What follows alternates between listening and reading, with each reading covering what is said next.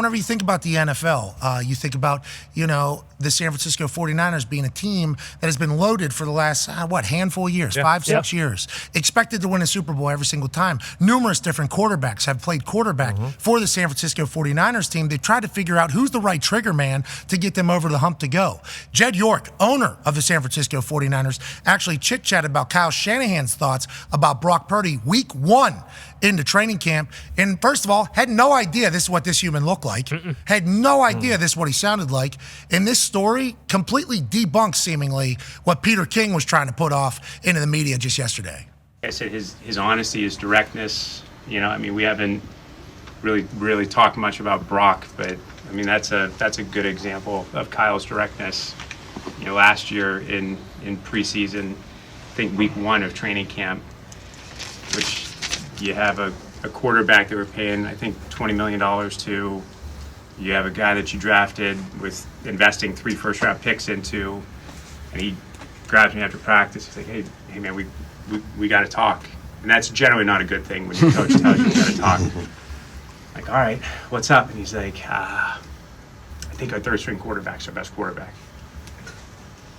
I'm like, okay. I'm like, what does that mean? He's like, obviously, we've invested in Trey. Trey's doing a good job. We're going to do everything that we can. We're not going to change that. And we're not going to change the chart, the depth chart. But I think Brock will end up being our quarterback at some point.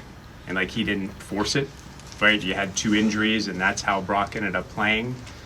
But he's always honest, even if it's not one thing that owners don't love to hear when they've invested money and or draft picks or both into people, that the last pick in the draft is the guy that we think is the best.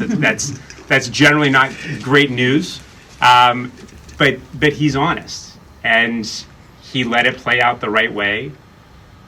Brock, ironically, I think his first game was against the Chiefs, and he had some mop-up time, and Brock, I think he threw 1 ball into the stands, and I may or may not have had some sarcastic comments for Kyle post-game. But when Brock took over last year, I think we had a calm about us, but there was a sense that nothing catches you by surprise. And again, you might not love everything that Kyle tells you, but he's always open and honest, especially in the moment. And he's very clear about that with me. It's look, I will tell you exactly what I think of a player, a situation, a coach in the moment, but that might not be how I feel 3 weeks from now. So don't hold me to this is what I said about somebody in training camp when we're in week 6 of the season. Ask me in the moment what you want to ask about whoever, and I'll give you my open and honest opinion. And again, you might not always love what he says, but I've been around enough people in this league to know that you don't always get a straight comment from people in those positions, and Kyle will always shoot you straight. A lot of people lying, says Jed York, owner of the Niners. Did any of us know that's what that guy looked like? No. I had no clue. Allegedly, he's from Youngstown, Ohio. Shout out to all the Paisanos in Youngstown, obviously the Penguins and everything like that. I did not know that was the owner. Wow, how did this dude end up the owner? Very cool. The way he talked there, loved it. The story he told, the way he delivered the story, the way he also had, was not great whenever you hear, hey, you're paying $100 million to this particular guy. I don't think he's the one. Yeah.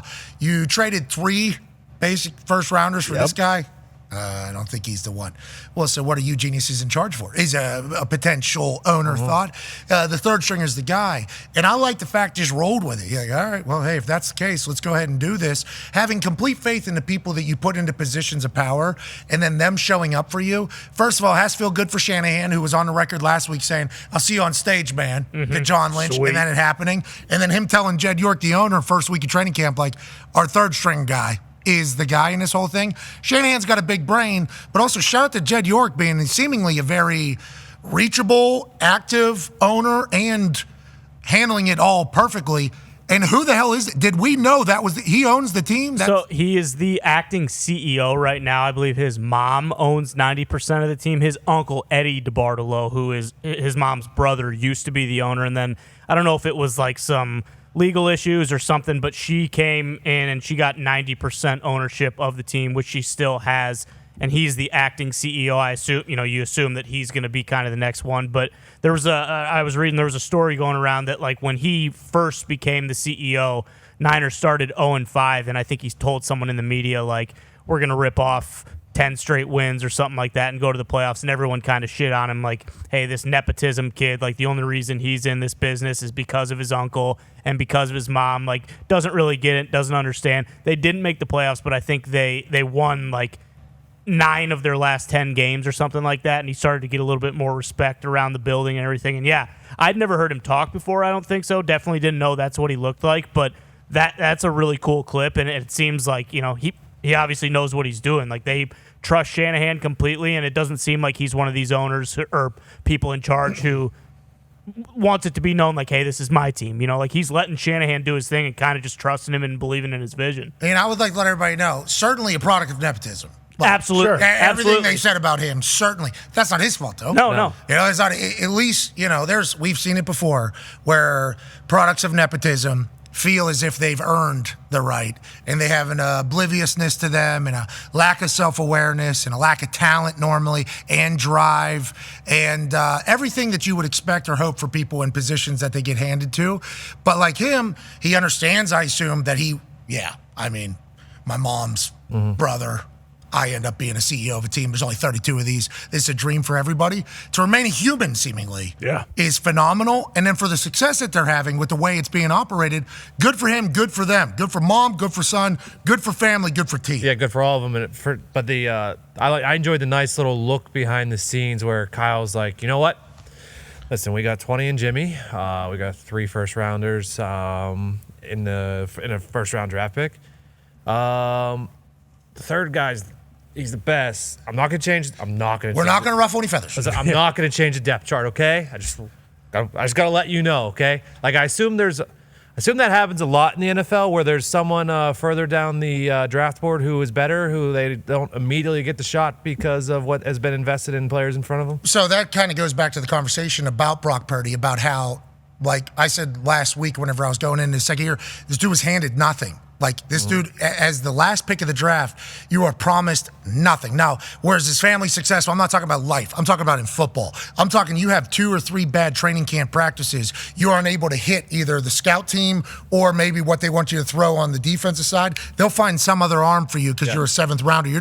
There's not a lot of money invested in you. So he's literally had to earn every single step of the way. And to your point, there's a lot of other positions where it takes place as well. You just hope that the football gods, because it is a meritocracy, professional athletics. Yep. I feel like it is a meritocracy. It's one of the final ones on earth almost, where you actually have to earn your spot or you'll get exposed.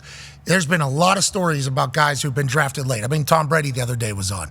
I mean, we're about to have a 3rd rounder on joining us who ended up on the Mount Rushmore as well, where you outperform. And it feels like in professional athletics, there's no real ceiling that can hold you. If you have talent and you have a work ethic and you go about doing things the right way, you can find your way to the top. It's beautiful. Brock Purdy has done that.